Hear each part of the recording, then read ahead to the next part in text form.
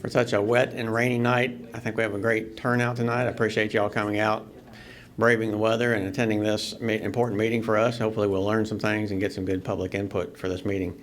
My name is Greg Powell, and I am Construction Manager and Engineering Manager at MSD. Again, thank you for coming tonight. We'll be talking about the I-64 and Grinstead CSO, that stands for Combined Sewer Overflow Basin. So again, welcome, and we'll go ahead and get started in the interest of everyone's time. As we get started, I want to remind everyone we're taping this presentation for Metro TV.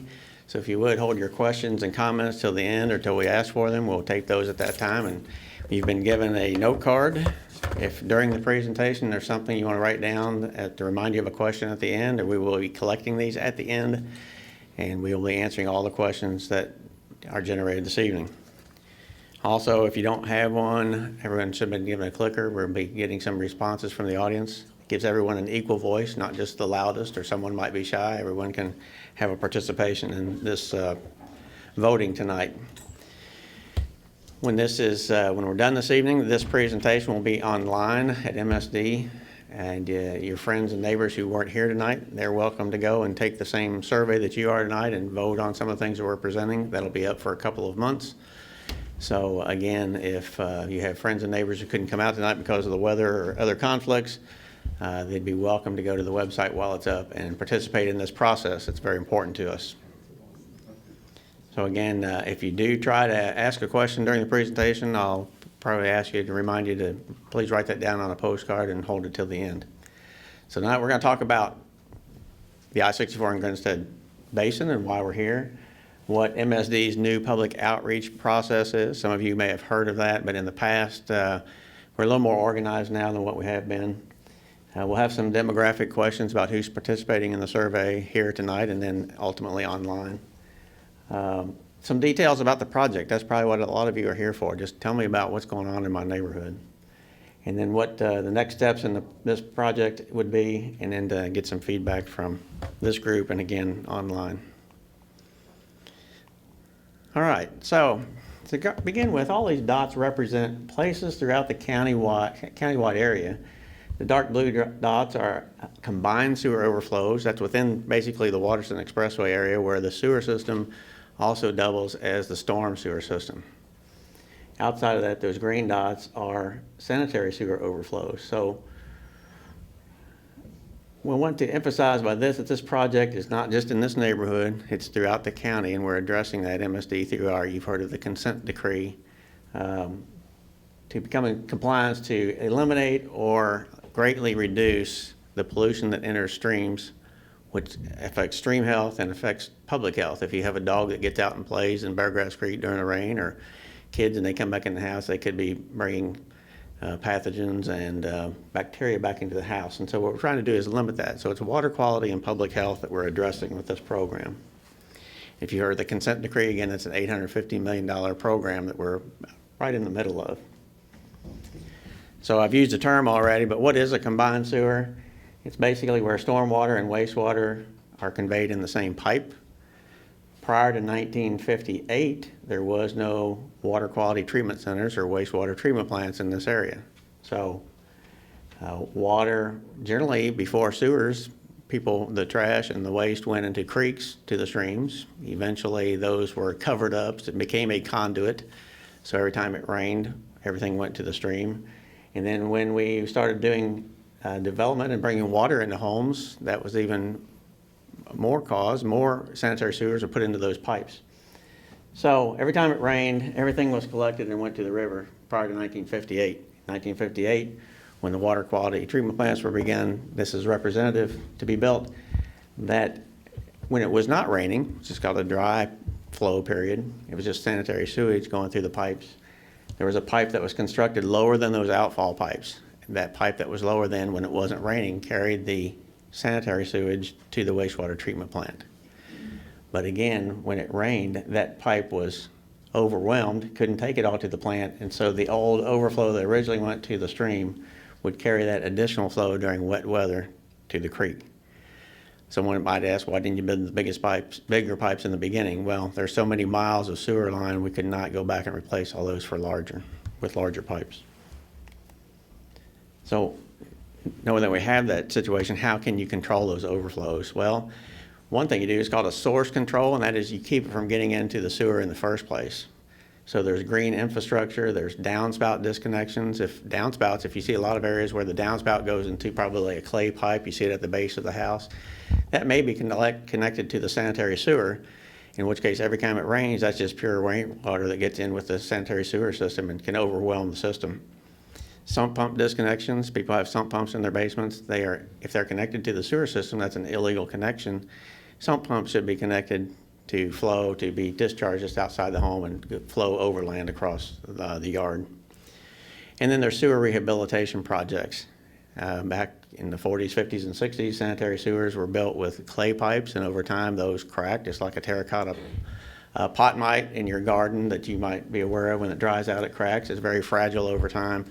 So every time it rains, if there's high groundwater, just groundwater would get into the sanitary sewer system. So that technology was the best of its time at the day, but now we have PVC pipes, stronger pipe connections, and so we can keep rainwater out. But some of the older areas of the city have these clay pipes that can allow water into the system. Secondarily, we can provide gray infrastructure projects, and those are new pipeline projects, pump station expansions, wastewater treatment plant expansion. So when it rains, if we had sent 200 million gallons extra when it rains, you could just build a bigger plant, but that would be very expensive to do, and we'd all be paying for that capacity just for rain periods. And then there's storage basins, which that's a major emphasis in this 2014 to 2020 period with MSD. Those are basins that effectively are just, if you want to consider it very simplistically, as a wide place in the pipe. When the pipe doesn't have the capacity, if you just make it bigger to hold that rainwater while it's raining, to temporarily store that instead of letting it overflow into the body of water, whether that's Beargrass Creek or the Ohio River.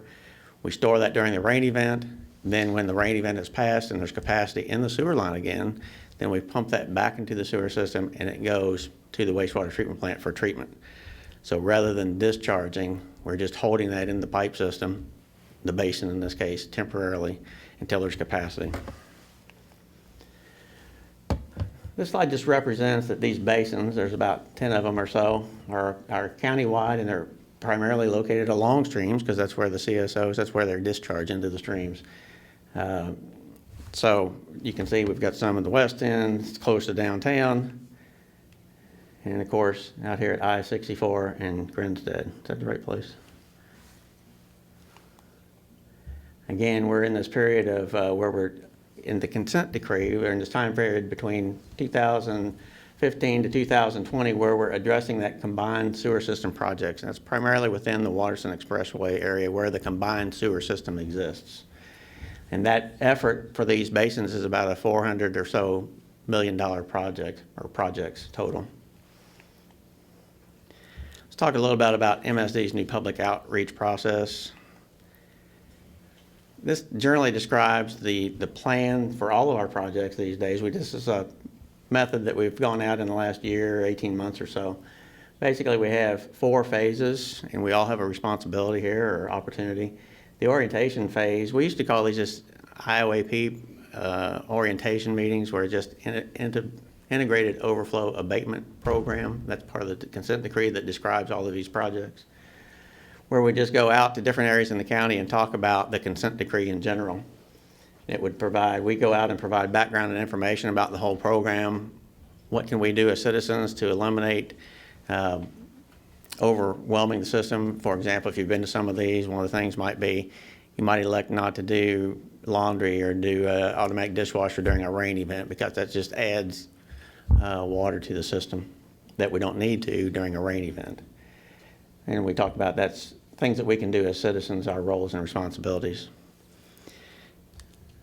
So, and then we'll come back with a conceptual design for the projects, which is what we're doing tonight about the I-64 and Grinstead. We'll talk about some concept options. We'll take some input from the community about your ideas and preferences for how we might leave the site when we're done with it. And then we'll come back in a few months with our advanced design. We'll have taken these ideas that we gather tonight and online over the next few days, how people vote, or next few weeks, rather.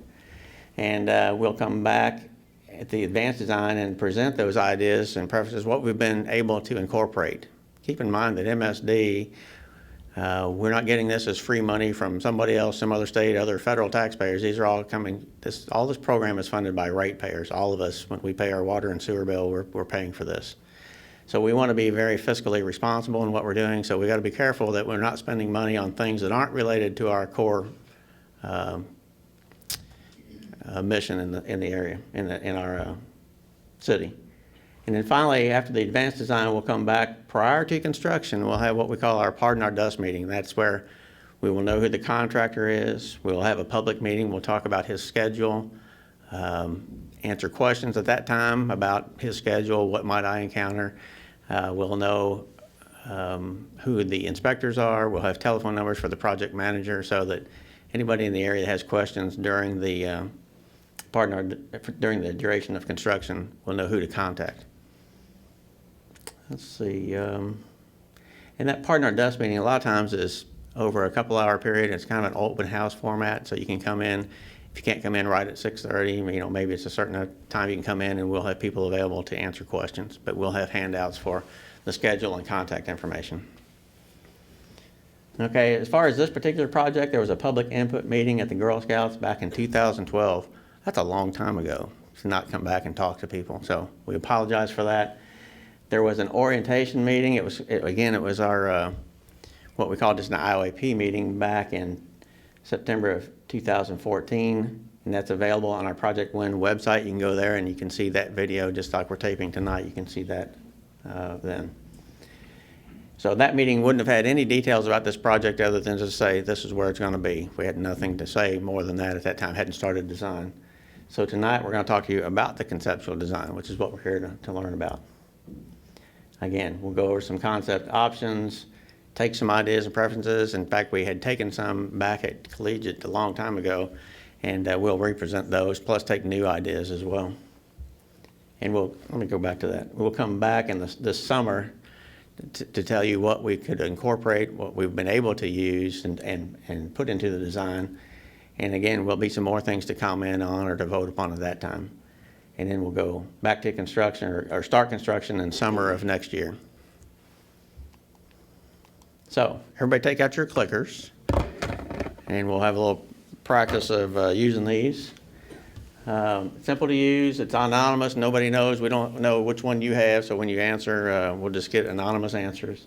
It gives us all an equal voice, not just the loudest voice, or someone's a little intimidated. They can still have the same equal voice in this. And for those who can't attend tonight, this will be online, so they can go through this presentation and they can push their computer keyboard rather than a clicker, and they can also vote just as we are this evening. Again, they can go to projectwin.org to view this presentation when it's up in a few days. All right, so let's start off. Just tell us by hitting 1, 2, 3, 4, 5, 6, 7, or 8, or what age range are you? How young are you?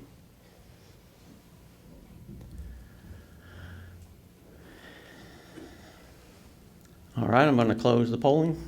We'll see how this works. All right.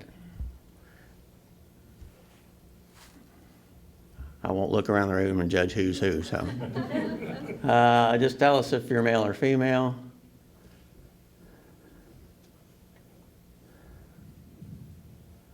All right, I'm going to close the polling. If you accidentally hit a wrong number, just hit a number again, and whatever the last number you hit is the one that we'll record. All right, a few more males. I can confirm that, I guess.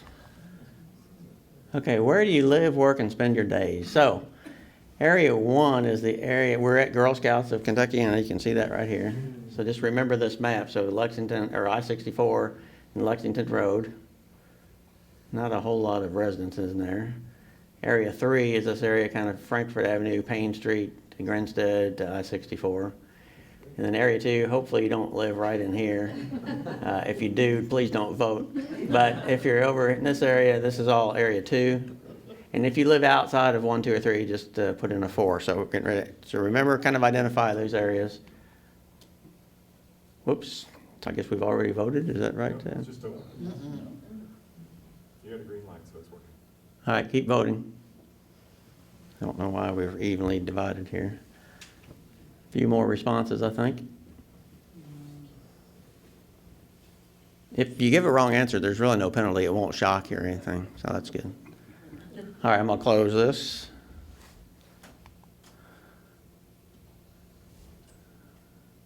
Is it thinking, Ted? We can't all be that even. No. That's right. We're not that lucky. I don't think it's working. We can try re-polling. We'll reset this and try it again.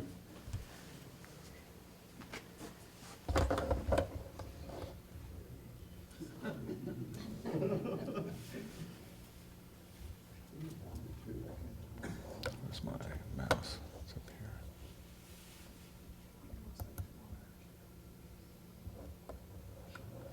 here. It may not display. I'm pretty sure it'll catch the data. We'll try the next one. Go ahead and enter it again. Oh, go ahead and enter your responses. Let's see what happens. All right, I'm gonna close it.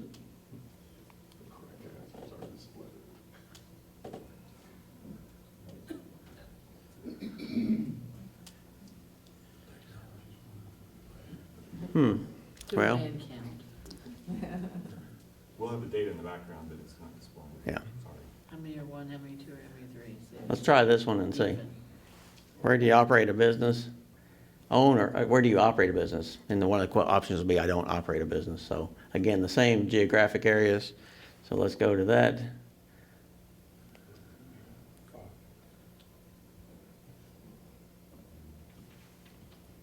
Should have about 4 or 5 more responses. Everybody? All right, I'm gonna close the polling. Ah, that one worked. All right. Where do you spend your days? So again, the same geographic areas, work, school, or volunteer.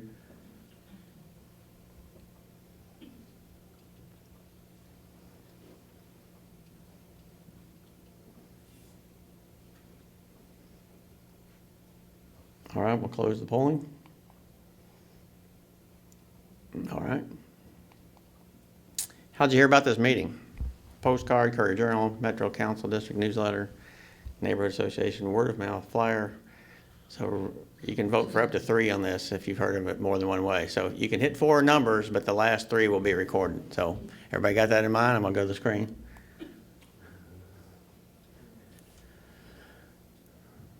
All right. A little bit different twist here. You can vote for up to 3. How would you like to learn? If it's something different than how you did learn. So again, those public meetings, same list. So look at that. What 3 would you like to say? All right, postcard's pretty popular. All right, now for what we're here for. Let's just talk about the project a little bit. This is a map of some of the largest basin and green infrastructure projects in the city. As you can see, this is not an isolated issue. We've got basins spread throughout the city and along Beargrass Creek.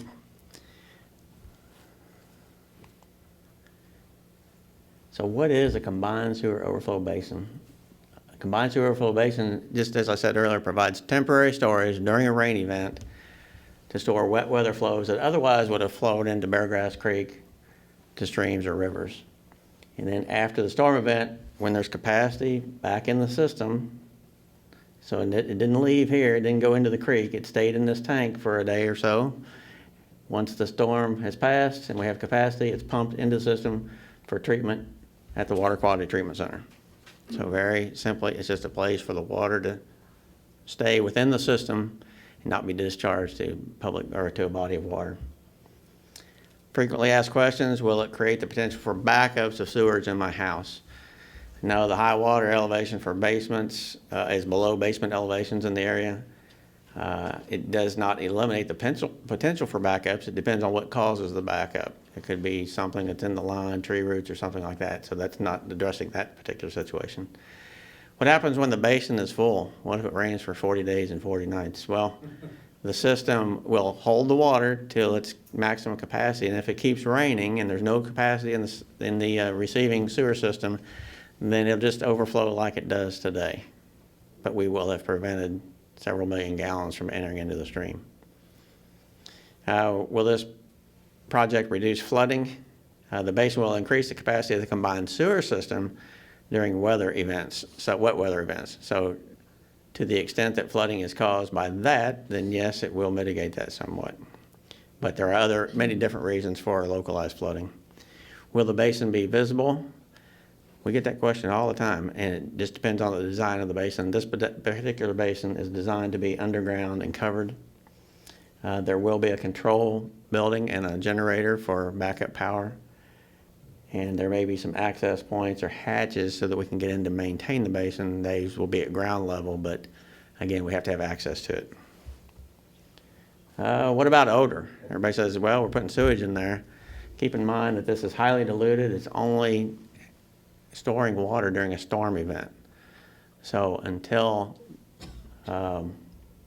so when it does rain, it's a combination of sewage that would have overflowed into the stream and rainwater coming through the combined sewer system. It is underground and covered. It's equipped with flushing equipment. So each time we empty the basin out, then we use clean water and we run that across the bottom floor to get rid of any solids or anything that might have settled out in the basin. So most of the time of the year when it's not raining, the basin is empty. It's not there to be filled with water all the time. Typically, odor control is not necessary at these types of facilities. Louisville is not unique to building these type of facilities to prevent or to reduce combined sewer overflows. Every major city has a combined sewer system. Many of them are building and have built these types of systems. Some of them have spent as much as $1 million to put in odor control systems, and they've never turned them on. Now that's my money here as ratepayers. So we're looking at that as we're designing for with the ability to put in odor control. So it's already designed. We don't think we need it. But if we do need it, it's there to be put in. But we don't want to spend the money that's ratepayers' money that we don't want to spend foolishly if we don't have to. But we are prepared for it.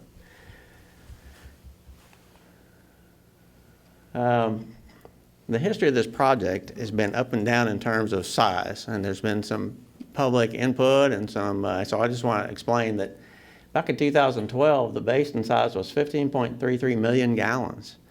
And through some innovative engineering work and with some actually some inquiries by the public, we've been able to reduce that to 8.5 million gallons. Before, the level of control was 4, and now it's 0. So there were some projects that enabled us to reduce the size of the basin. There was a private property projects at Boys College, Southern Baptist Seminary, and Sacred Heart campus, and that's just separating the stormwater from the sanitary water so that the stormwater can stay out of the sanitary sewer system. And then CSO 125 stormwater separation and downspout disconnections. I'll show a slide on that in just a minute. And then the interesting part of this slide, the most valuable is, let me back up here.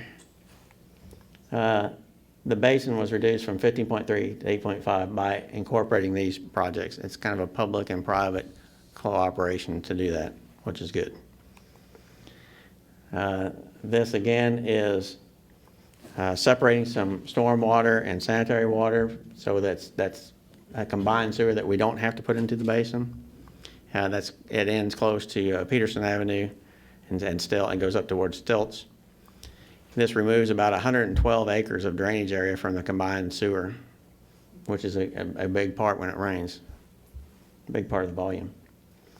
Then we have a program here for downspout disconnections in this area. There's a lot of downspouts in there that are connected to the system that would go to the combined sewer system. If we disconnect those, that's, again, a lot of rainwater we can keep out of the system, and we're able to reduce the size of the basin as well. The 3 CSOs that are addressed, we have them numbered 125, 127, 166. Large drainage areas, as you can see. A lot of overflows, 128 overflows when it rains in a year. That was from last year. And that was about 88.82 million gallons of overflow that got into Beargrass Creek or left the system. And that's what this project will help alleviate. The CSOs that I just mentioned are located that we're addressing here is 125, 166, and 127. So the design parameters are, it's 8.5 million gallons today. It's underground and covered. Addresses the 3 locations I just spoke about. You notice there was a 4th CSO. We're doing a rehab of that one in a separate project not associated with this basin.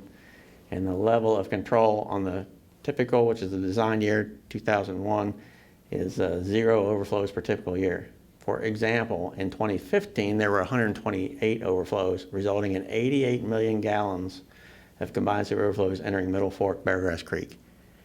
Now, 2015 is not the same as a typical year, but it's very close. So those are relative numbers. So now we're going to turn it over to our design consultant, Rob Campbell with QK4, who's going to talk about the site selection. Thank you, Greg.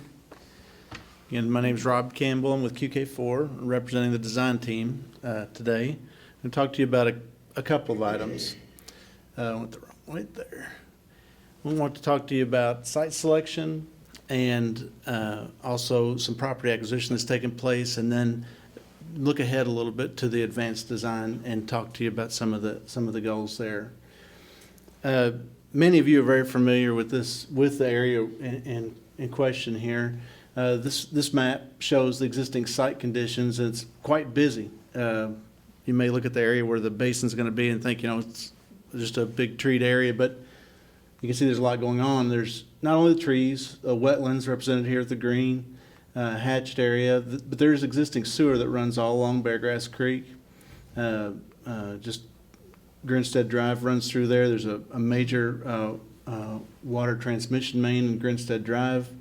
Obviously Beargrass, and many other features. So all these site conditions have to be considered as we move forward with the selection of where we're going to put the basin and with the design of the distinct features of our project. So some considerations, primary considerations that we want to talk about tonight were the construction costs, the opportunity for cost recovery, some potential for community improvements with the project, and then ecological health of the area. The construction costs in particular, obviously, as you move forward with design, we analyze that pretty closely. I understand, I heard that they're actually doing some practice for some sort of concert upstairs. So we're going to get that the whole time. If I see any of you guys bobbing your heads or anything, just go with it. Whatever. It helps you enjoy the presentation. But construction costs, we've got a big hole we're digging, and so we're going to produce a lot of soil and rock. So we've got to take that somewhere. There's a cost to moving that. We want to be as efficient as possible with that construction. So in addition to the rock and soil, we got to be efficient getting on and off the property. We need to work as much as we can out of the floodwaters when the water comes up. And if you use the trail a lot, the water frequently gets over that. So many things to consider there. The next slide depicts the selected site for the basin. Use laser pointer here. Jim Porter's where it used to be now, as it's gone. The trail that many of you, I'm sure, use on a regular basis. August Moon kind of gives you a good feel for the area where that exists. You may be familiar with the White House. There's a couple of structures right here that would be along this Beargrass Avenue, which is existing right away in that area. So this site was selected based on several factors. We looked at all those constraints that we looked at in that first slide, and we were looking for the opportunity to access the area where we're building this the easiest. So moving construction equipment and material on and off the site, so free-flowing access. A place to store our equipment and material during construction. This site offered the best opportunity for that. And obviously, we want to minimize clearing, and we'll talk a little bit more about the green space that you all have there now. And then we're definitely looking for potential public and environmental improvements. Obviously, we want to leave this site better than it was when we got there. So when we're done, we want to have an improved site. And again, as I talked about a minute ago, we've got a lot of soils that we're moving, so we've got to put it somewhere, and it has a significant cost. So we felt like this site, based on the comparisons that we did, offered the best opportunity for that. So in conjunction with that work, obviously as we move forward, we identified opportunities to further be more efficient and to decrease construction costs essentially, and that led to the purchase of several properties. So the 3 properties that were purchased, that have already been purchased, were the Jim Porter's property we're calling the radio tower property, which I'll show you on a map in a second, and then a small property right next to Jim Porter's that is, for all intensive purposes, will seem to be the same property. I'm sorry, I skipped one important thing. It's important to note that these properties that have been acquired after construction, they offer a potential for recovery of costs, and we'll talk about that a little more here in a second.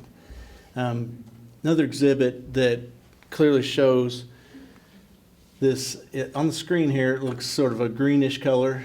That's the floodplain. So you get a feel for, the dry areas here outside the floodplain. This is what we're calling the radio tower property. It's basically a sort of an open pasture. If you were to go back there, it would appear to be a pasture.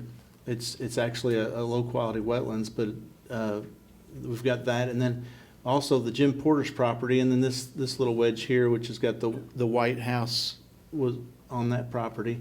Those are the 3 properties that have been purchased as a result of the work we've done to date, and those properties are going to enable us to be more efficient with our work and address several of the construction concerns that we have.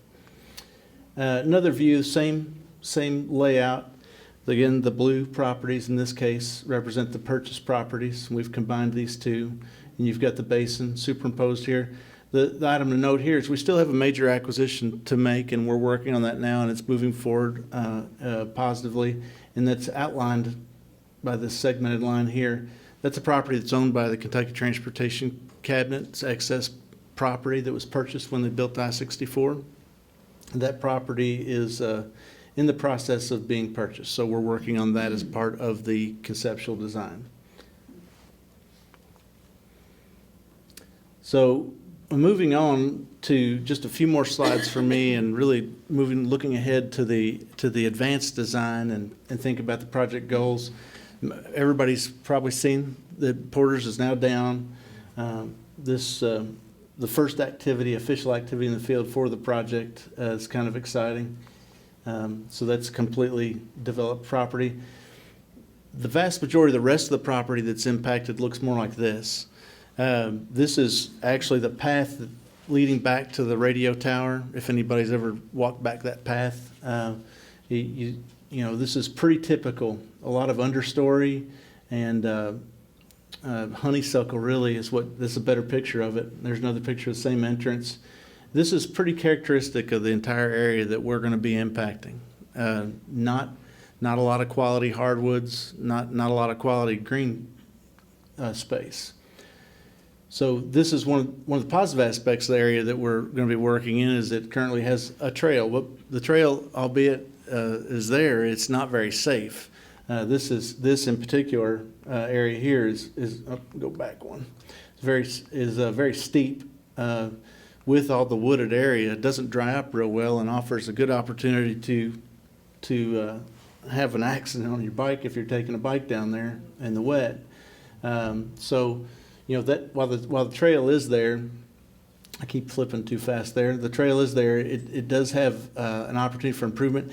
Another thing to note here on this view of the trail along Beargrass is there's no buffer, no riparian buffer there really at all. It's just right up against the creek, and again, the Beargrass is pretty much completely urbanized in that particular area.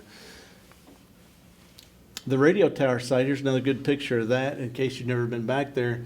Again, it appears to be, it's a big open field. It's actually a low quality wetlands. It's a wetland and it has some wetland species in it, but for the most part it's been cut repeatedly, so it's not been utilized as a wetland. It's been utilized more so for access to the radio tower. So this is my last slide, and what I want to say here is that this project is unique in that it offers an opportunity, as we move forward to the advanced design, to meet regulatory requirement, but to improve the community and the environment all at the same time. So we're excited to be getting a chance to work on it, and it's really important, the input that we're getting here today. Some of the input, and Greg, as it goes back to Greg, we'll talk about, some of the input we got back in 2014. We're already utilizing that as we're wrapping our heads around the site that we've selected and what this final design is going to look like. So, these pictures give you, a few ideas about where our heads are. Here's a better buffer between a creek and a path. Here's a nice meadow with native species rather than, a bunch of understory honeysuckle that's really kind of more so strangling the environment. And then a safer path with some buffer areas that people can feel safe walking or riding on, and with a grade that's not dangerous. So there's a lot of opportunities out there for us, and we've got a lot of work left ahead of us. But we have made the site selection, have made some critical property acquisitions, and we are moving towards that advanced design. So. Thank you, Rob. All right, so I'm going to rehash kind of our previous polling results. Public meeting on September 16th of 2014, and then we had online polling, just like I said we'll do with this one. That was open through December 2nd of 2014. There was 133 participants, 113 provided feedback.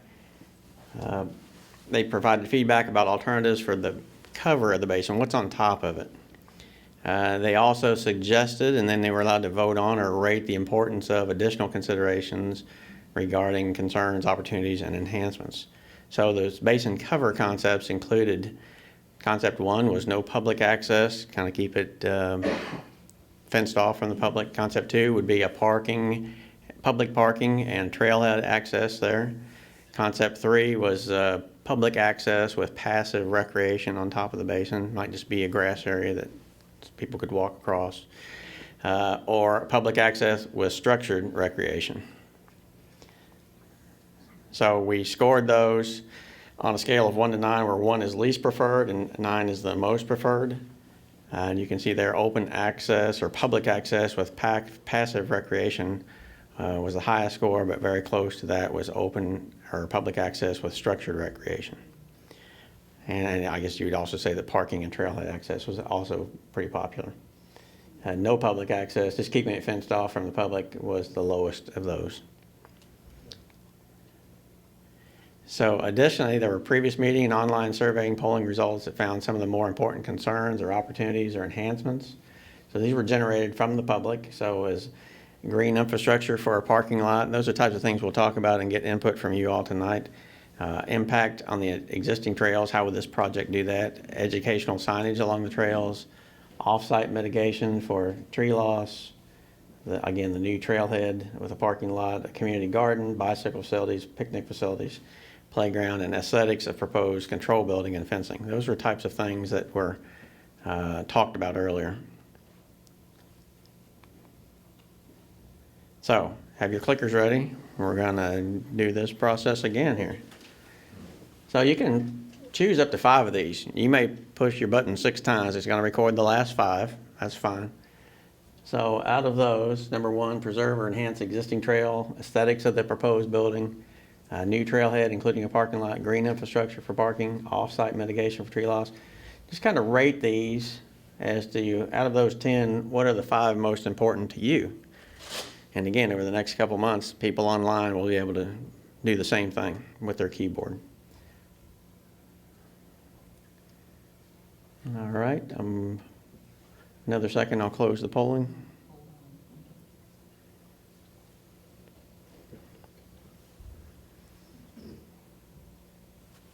Ready? Oh, okay.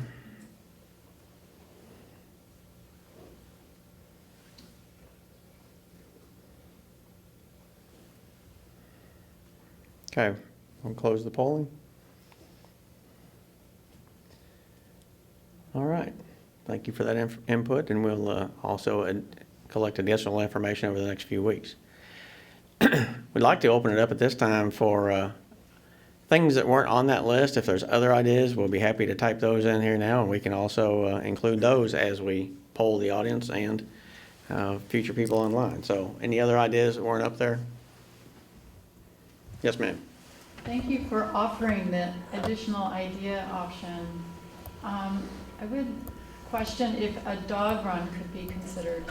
Okay. How big a space are we talking about?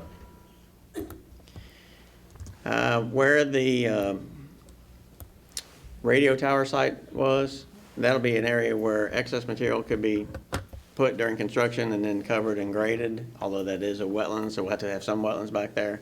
So between that area and the top of the basin and what we're disturbing, I don't know, Rob, we're talking a couple acres, Probably closer to 3 or 4 acres. 3 or 4 acres total disturbed, Okay, so a So there- soccer field could be a potential option, I guess. depending how flat it is, yes.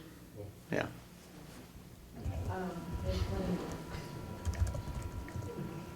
Or maybe just say athletic field. Okay. Yes, ma'am. I guess when we first talked about this in 2014, we were just considering the site above the basin, which is actually very small for any active or passive recreation. The wetlands and the trail you show is actually the stream bed from Fairgrass Creek of what it used to be before they lowered the creek. I'm concerned that that needs to be entirely a wetland. I mean, that's a big area. And right now, there's not a really, because there are different elevations, it needs to be lowered, not raised. So I'm real concerned about that because when we have heavy rain around here, we're getting that water up in our chill. Okay. That whole consideration of filling in a floodplain, quality of wetlands, some of that is regulatory, a lot of that is regulatory, and a lot of that has to be mitigated or addressed. So excellent points for which we cannot shut our eyes or turn our back to, and we will address those. And we can talk about that more when we come back this summer. We just entered wetlands as a topic.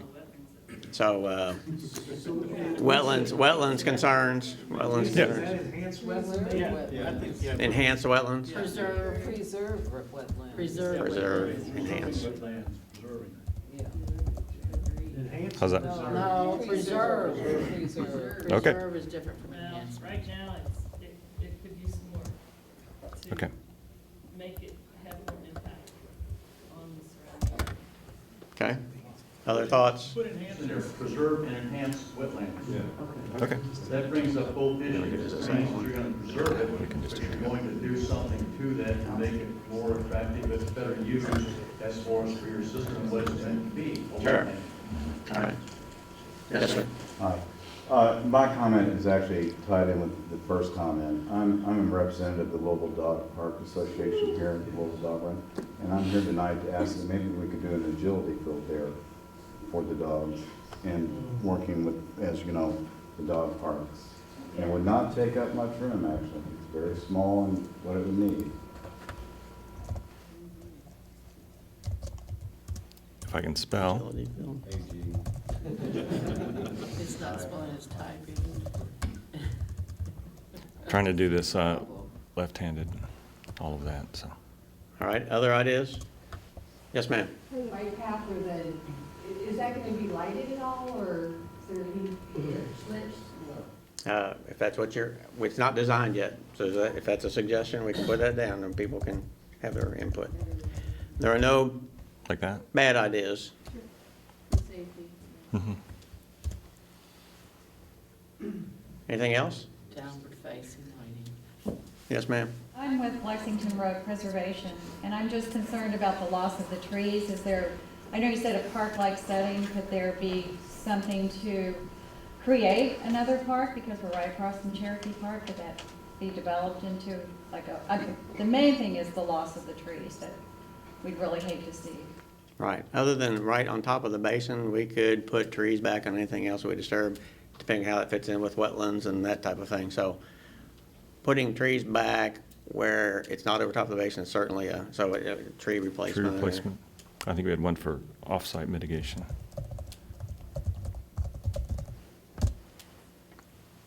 Yes, sir. noticed that the stream along the pathway, the bike path, obviously pretty straight, I guess, went in with the highway. Was there any thought of making that more a meandering stream in the area, or? Don't know what the reality of being able to do that now would be, but we can put that down here. But again, everybody might vote for that, but we may come back in the summer and say, that's not something that we can do. It's But not in the plan now. right. And we really want to keep things that, if we're disturbing an area, it's one thing for us to say, we'll put a tree back or an agility field or something like that. If we're not disturbing the stream, it's one thing to go out there and do that. That's spending money on something that we're not really disturbing in the first place. Yes, sir. I'm not sure if this is the right time to bring this up, but 4 years ago, when it was being thought about, I had proposed using the radio tower as a place for the Basin. And at the time, we were told, well, we can't do that because there's an active radio tower there, and FCC would be involved about moving that. Well, evidently, that tower will be removed. It's already removed. Okay, so therefore, my idea of having the Basin there, rather than having to clear cut part, the trees, I still like my idea from 4 years ago. I appreciate that. And one thing we're here tonight is talk about what are the things we can do based on the site that's selected. And we've looked at all of those areas, and that where we've shown is the site for the Basin. So we're here to see what can we do to enhance and what's the leave behind. There are a lot of ideas like that and different things, but believe me, we've looked at several different sites in that area. So we're here to talk about that particular selection. Anything else? Quickly, why did Jim Porter's need to be taken down? If you'll notice again, if you can recall, that wasn't in the shade area, it's floodplain. So if we're building a project for 2 years, 30 months, 2.5 years, you can't have the contractor have materials, equipment, things stored down there, and when it rains, if it comes up, then he loses millions of dollars worth of equipment, things that are stored.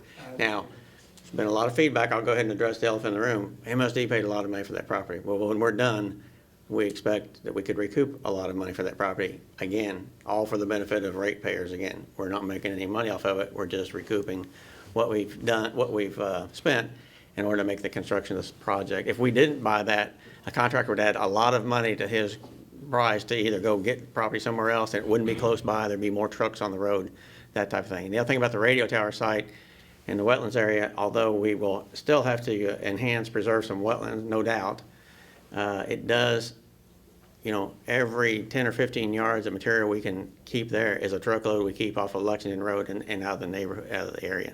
So that could be thousands of trucks that we're keeping off the road with bicyclists and that type of thing. Yes, ma'am.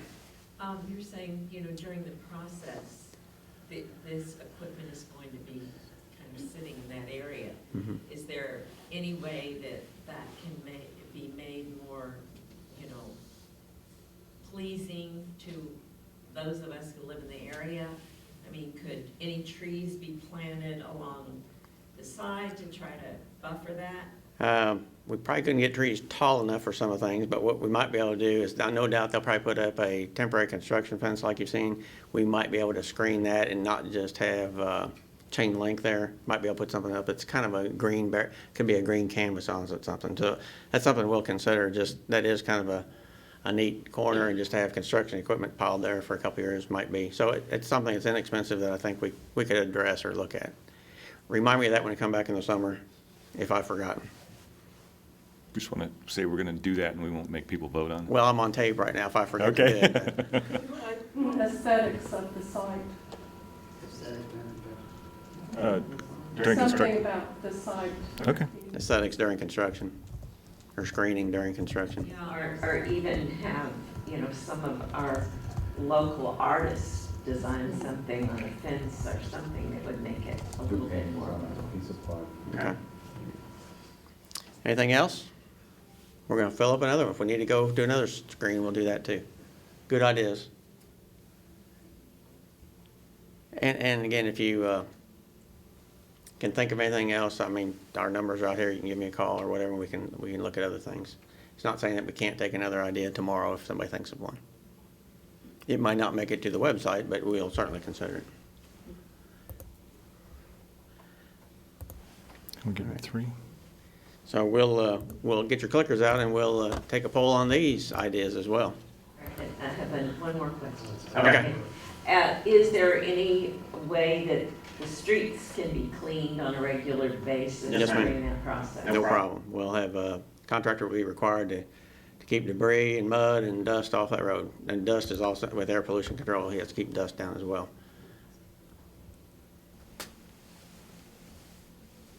And we'll have about 1,000 extra inspectors in the neighborhood that will remind us if that doesn't happen, so we're happy to have that input. How many do we vote for? 3. Vote for 3.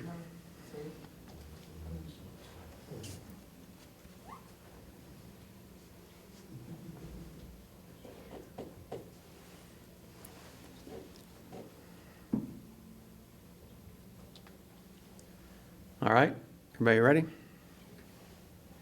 And the results are?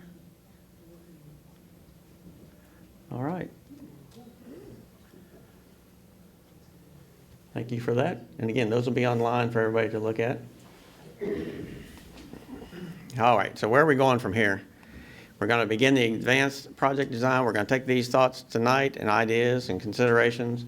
And from the next couple of maybe 8 weeks or so of this website and survey being online, we'll take those results, see what's the most popular, and see what we can do.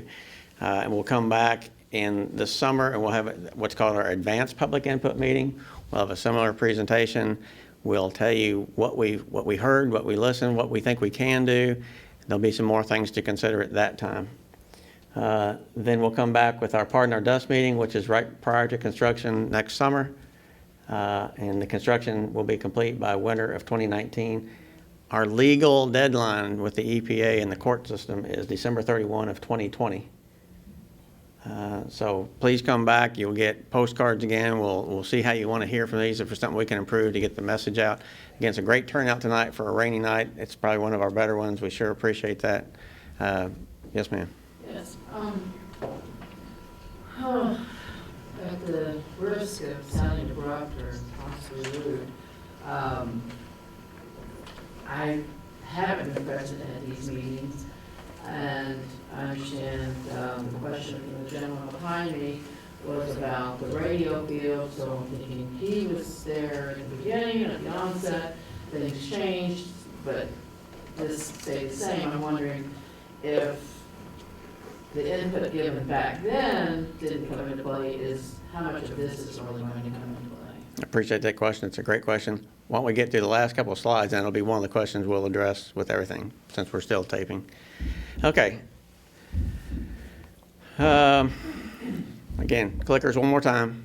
How satisfied are you with this feedback method? Remember, before the clickers, it would have been shouting, yelling, whatever, so consider that. Ranging from 1, very unsatisfied with this process, to very satisfied, number 9. And we got a few more non-voters. All right, we'll close the polling. All right. Thank you. For general information or emergencies, you can always call 502-587-0603. 24 hours a day, 7 days a week, 365 days a year. Call MSD with a problem that you might have with concerning the sewer system. Again, here's our website, msdprojectwin.org.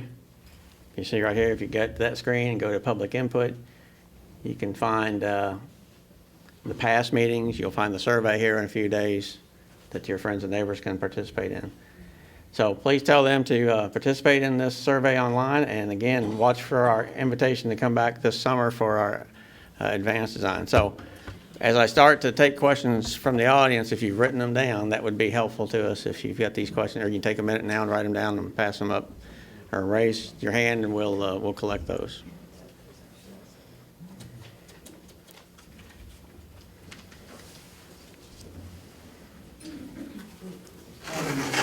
You mentioned that you've taken some steps upstream in CSO 125. I think that's one of Grinstead Drive for Stokes. Are there any, which has basically cut in half the size of the basin? Are there any other areas that you intend to do something similar on? And secondly, CSO 126, which is kind of essentially eliminated from this, what have you done with that one to eliminate that, or to reduce that substantially? Yeah, that is a modification to that combined sewer overflow location. I'll let our engineer speak to that in just a moment.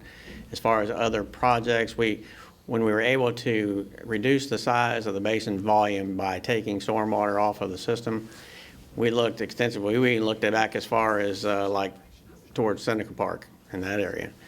But we found that this was the area where we could really get the most bang for the dollar in terms of reducing the size of the basin for what we were doing to separate. At this point, the basin design has gone forward at this size. If there would be other projects, I think we've probably covered everything that we could have. But if there would be another one, it would just be an added benefit to have, but we've looked at all those. We don't see any other that would be viable at this time. Yes, sir? Your slide that showed what the basin is, the profile cut. Just the schematic of a typical basin. Right. It shows during a storm event where it's needed that the water comes in and collects in this tank. Does the water still pass through there when it's just a regular event? No. At those overflows in dry weather, there's a weir in there, and during dry weather, they drop into another sewer that just goes to the plant. It's when that volume builds up with the rainwater, it overspills that weir. That would have been a pipe that went to discharge to the creek. We're collecting that and bringing it to the basin. So the dry weather flows do not go through the basin, only what would be the overflow. All right, I've got some questions there, and then we're going to get to her question as well.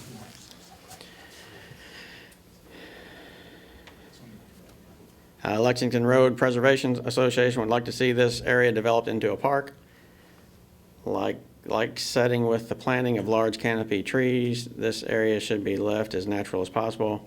We work with Mike Heyman for the replacement and planting of trees.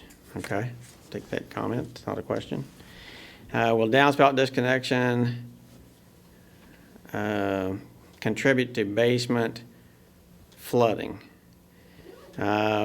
No, typically when we're thinking about flooding in terms of backups of the sewer system, but disconnecting a downspout now if you disconnect your downspout and you send it right to your neighbor's window well for his basement, yes, your rainwater off your roof might get into his basement.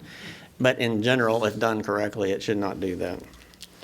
How about redirection of sump pump overflow line? Again, that's to be discharged onto your ground. You'd want to put it in an area, and you might be able to regrade your lawn to get it out towards the street instead of right to your neighbor's backyard or to his basement steps. Who does the downspout disconnection? We have a program, I believe, that if you go to our website, in fact, we probably have some forms out here that we do help with that cost. I don't know the details of it. John might be able to, but we can get those details. Yeah, it's $100 a downspout. You can call that 587-0603 number, and I also believe I have some information at the table. It gets inspected, and for each downspout you use disconnect, we'll pay $100 a piece. Okay. Is construction completion in January 2019 or December of 2019? That would be December of 2019. How will construction impact the trail and the Beargrass Creek Greenway at Irish Hill Park? Is that the one right on the corner? Yeah. There are opportunities here. We know there's some problems with the trail there, and we'll be working with Parks. Marty Storch is here from Metro Parks. And to the extent that this site and what we disturb is a canvas for which we could do something to improve trails in that general area, we will be happy to work with Parks on that. I mean, the trail, there might be I can't speak, there might be a split in the trail. Maybe something goes, in some green space on our property or whatever. So yes, I can't say today because we don't have the design how it will impact, but as Rob said, we hope to leave things better than we find them today and improve things. Speaking more towards during the construction itself, a 2-year, 3-year project itself, will the trail be closed basically? We can probably answer that more when we come back, when we have a little more advanced design. It's not designed yet today to as much extent that we can preserve an area to go through there. Yes, that would be our goal, but I don't I want to reserve that till that'll be our goal during the design, but we'll come back and report on that and let everybody know. That will be our goal. Like highway road projects, will the construction people get a bonus for early completion or a fine for missing the goal? Currently in our contracts, we're looking at things like that in terms of incentives, but that would be things that we have to go through our board, and that's not been acted upon yet. But as far as a penalty, yes, in their contract, if they do not make our deadline by contract, there would be damages. If we get a fine from the EPA or from the courts because we don't make our consent decree deadline, then MSD would be fined, and as a result, the contractor would be fined if he didn't make the deadline that we made. So that would be a pass-through to him if he was involved in us missing that deadline. But just if he was supposed to be done a year before that deadline by contract with us and he missed that deadline, yes, he's subject to penalties from us, liquidated damages. But as of today, we don't have incentives for finishing early. So we got a couple more questions. How will the sale from or profit from the former Porter site directly benefit ratepayers? Will there be a rebate? Well, we've got an $850 million consent decree, and after that, we have done really nothing with our facilities for how many years, 20 or 30 years. So after that, we've got failing facilities that we'll be spending money on for that. Any money that we get in from recouping that would go towards operating and construction cost, capital cost. That was a capital expenditure. This would be go towards capital projects. So that might be, if we were short, let's say we could sell that property for, pick a number, $10 million. But in our capital program, we were $10 million short on something. That would be $10 million we wouldn't have to go for a rate increase for. So it all goes back to the ratepayers. So the MSD employees are not getting a bonus off that, trust me. Is the KTC property part of the Lady Bird Johnson initiative? If so, is it required to be preserved as green space? Yes, it is part of the Lady Bird, and that whole initiative was about preventing signs and other things of that nature being along interstate highways. It's not so much the preservation of green space as it is highway beautification and keeping signs out of that area. So you notice there's no billboards there, if I'm correct on that. Basically, that's it. No permanent above ground structure. No permanent above ground structures. That would be signs included. Is there any impact or coordination with proposed road project to reduce to 3 lanes with bike lanes? Again, the only impact would be the construction traffic, but we're not out doing anything on Lexington Road as part of the disturbance of this project. We're not widening the road. We're not narrowing the road. But I am aware of the road diet that Lexington Road will go on. But again, I don't anticipate any impact to that.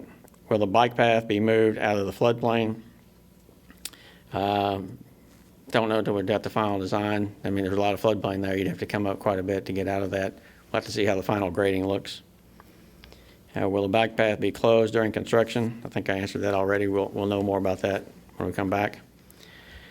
How much excavation material will be kept on site, and will the retained soil obstruct the floodplain? Again, we know the site, we know the configuration, don't have any design really, those quantities figured yet. Again, those are all considerations about filling in the floodplain. There's ordinances about that. There's ways to either mitigate that or to not do that. So we will have to address all of those. And will it be kept on site? I would say as much possible that we can. That's just saving dollars for all of us. But if it goes off site, then it's more truck traffic, and trucking is more expensive than leaving it on site.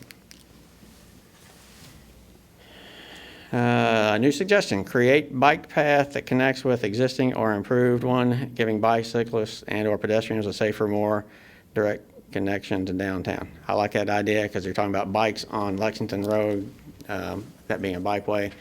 You know, that's a street route for people in a hurry to get to work, and maybe there's more scenic route along the creek. I like that idea, so that's good. Now back to your question. If there's any other questions. How likely is that last one to be reality? You've suggested it. We're going to take a look at it. We're not designing it yet, so come back and hold me accountable in the summer. That was on the table down there where there are apartments going up now, down there across from Distillery Commons and Headliners. There's apartments going up there. There was I think it was called a cyclo track. That's right. and it's off the table now. I mean, Both lanes are on the table.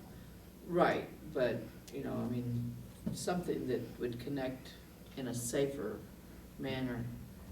I mean, Right. bike lanes to me are. Right. All right, your question about, he had an idea about another location for the site. We didn't pick that site. Does that mean he wasn't heard? No, it doesn't mean he wasn't heard. And just like we've had a number of suggestions, we've had 10 originally. We came up with another 7, so we've got 17 now. Not all of those, just because we've taken them and we consider them, we can't do all of them probably. To the extent that we can, then we probably will. But not all, every idea is the most prudent, either engineering-wise, cost-wise, for a number of reasons. And we have looked at a number of sites. We did evaluate that site. We wouldn't have bought that site if we didn't think it was some benefit for this project in one way or another, whether it's the Basin location or to prevent trucks from being on the road and to use that area, or to even enhance that area ecologically. So I understand where the question's coming from, but I can assure you we don't get tunnel vision to say it's only going to be this way or the highway. We do look at a number of things, but that site selection is pretty much, that ship has sailed because we've looked at so many alternatives. Again, it's probably still raining, but thank you all for coming out. If there's any other questions, I'll be around here for a little bit, and Rob will be if you have any other questions, but yes, ma'am. May or may not know this, but do you know if 64 is going to be widened on the other side of the creek? Not that I'm aware of, no. No. Thank you all.